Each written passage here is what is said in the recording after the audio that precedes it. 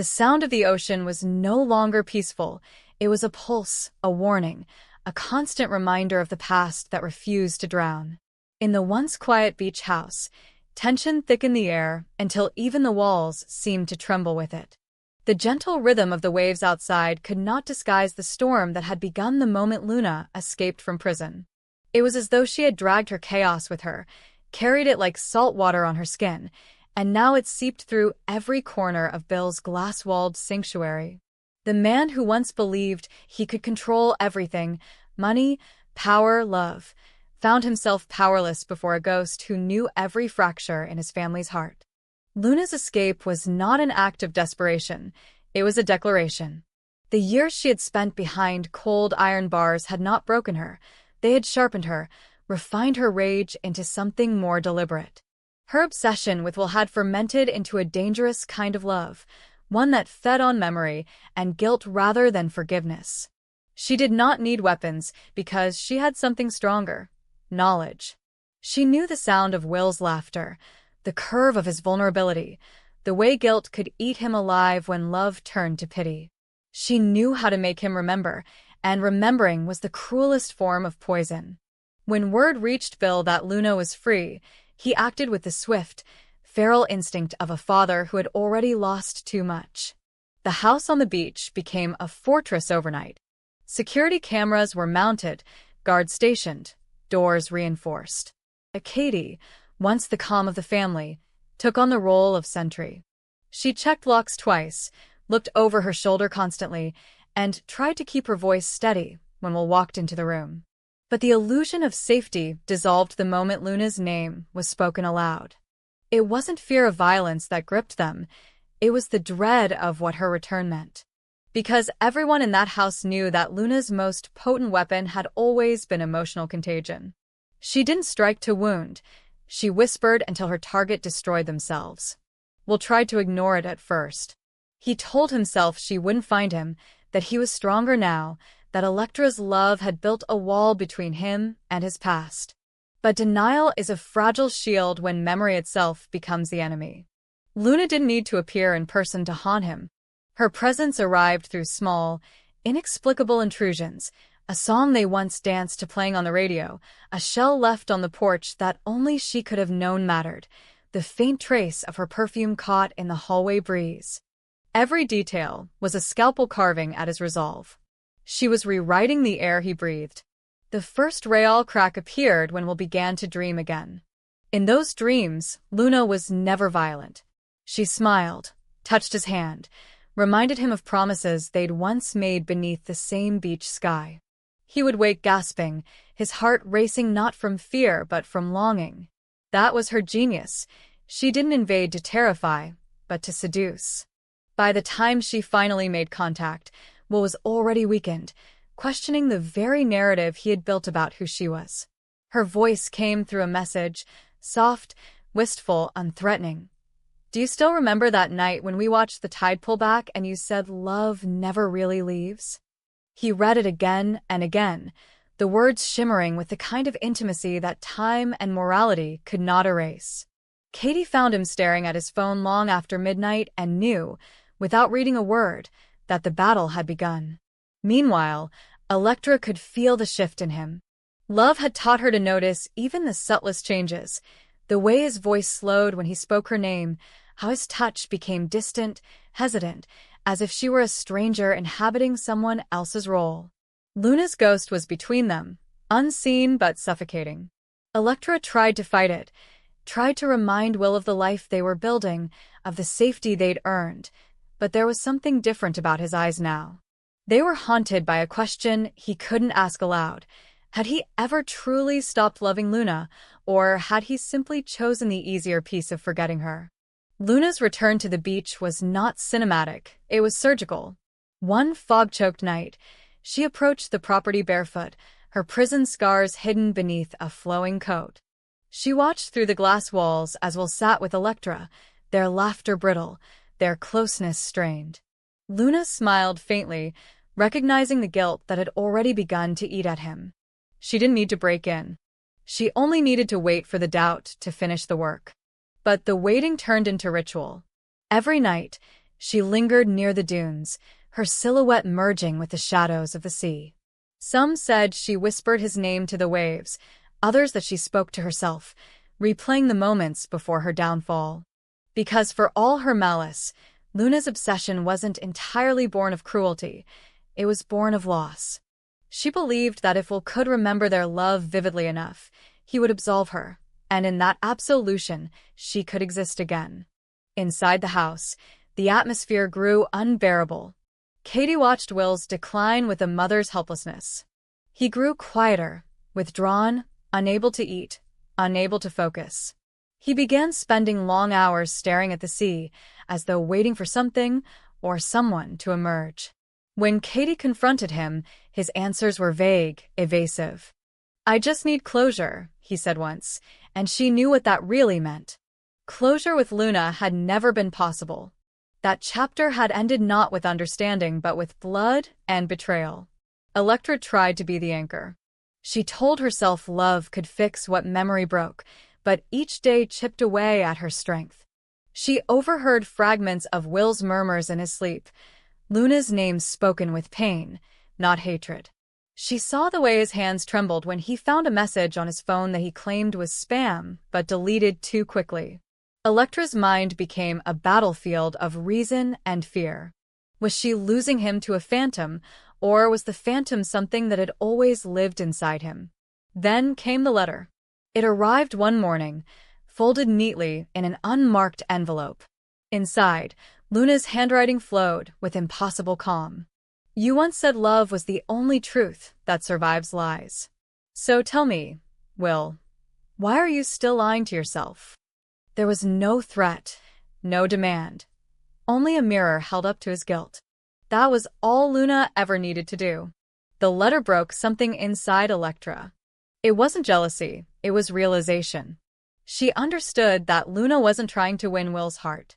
She was trying to rot it from the inside, to make him question every joy he had built after her. Electra's love, in Luna's narrative, was nothing but a bandage covering a wound that never healed. And Will, fragile and human, began to believe it. Bill and Katie, desperate to protect their son, intensified the lockdown. But emotional warfare has no walls. Will began sneaking out under pretexts, wandering the beach at night, driven by an ache he couldn't articulate. Each time, he returned more distant, his eyes unfocused as though he had seen something not meant for the living. The inevitable confrontation came on a stormy evening when Luna finally stepped out of the mist.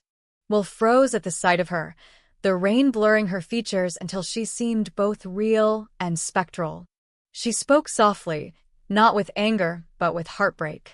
She reminded him of promises, of nights they had laughed under the same stars, now hidden by clouds. Her voice trembled between love and madness, and Will, caught in the undertow of memory, couldn't look away. Luna reached out, not for violence, but for connection, and in that gesture, Electra saw everything she feared. She had followed him, of course. She couldn't bear another night wondering. When she saw them standing together, the scene etched itself into her soul, Luna's hand on his cheek, Will's silence, the ocean roaring behind them like a verdict.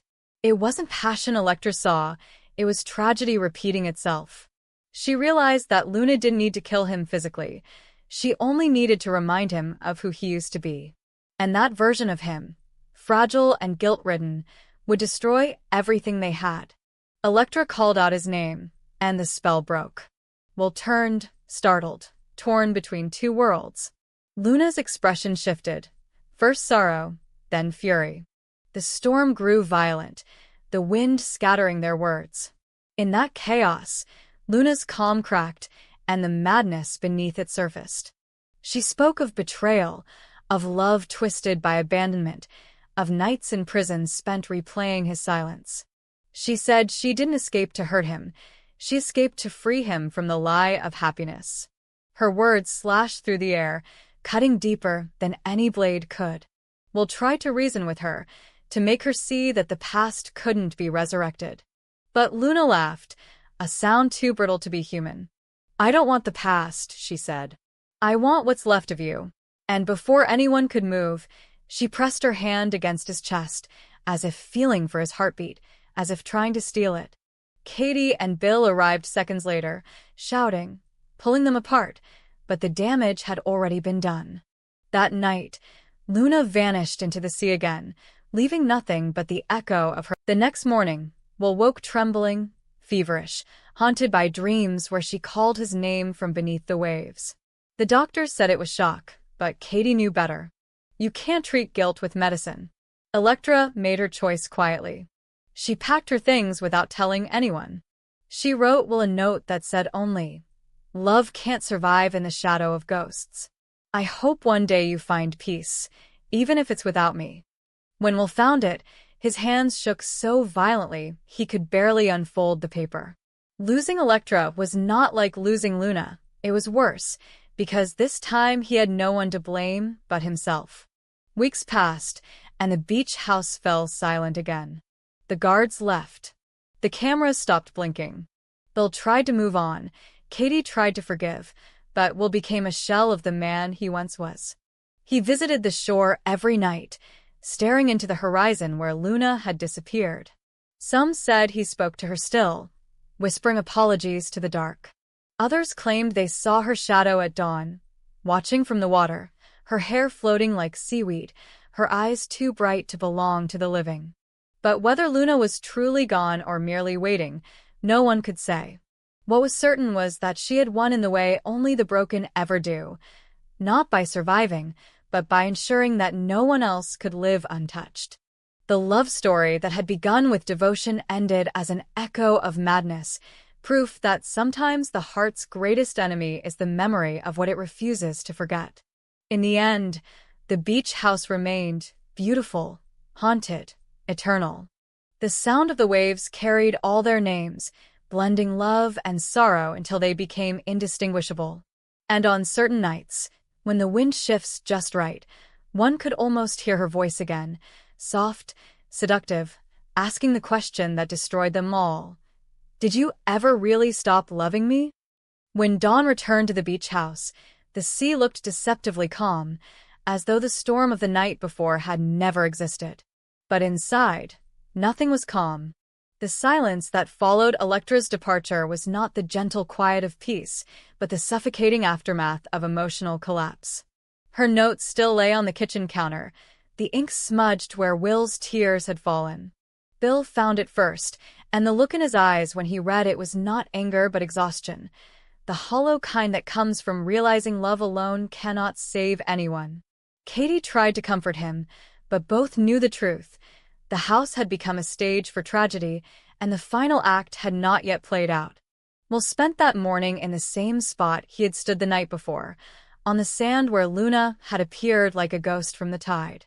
The memory of her touch still lingered on his skin, and though part of him recoiled from what she had become, another part, the deeper, weaker part, ached for her with a kind of sickness that reason could not cure. It wasn't forgiveness he felt. It was recognition. Luna had always been the part of him that defied logic, that lived between passion and destruction, and no matter how much he tried to bury that part, it clawed its way back through dreams, through guilt, through longing. By the time the sun climbed high enough to burn away the fog, his decision was already made.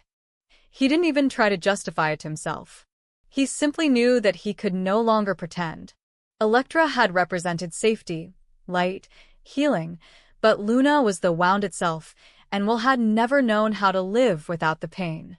He chose her not because she made him whole, but because she reminded him that he was still capable of feeling something raw and terrible and real. Bill tried to intervene when he realized what his son was planning.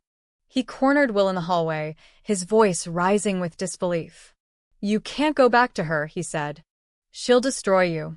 But Will's eyes, haunted, steady, carried the conviction of a man who had already accepted his own ruin.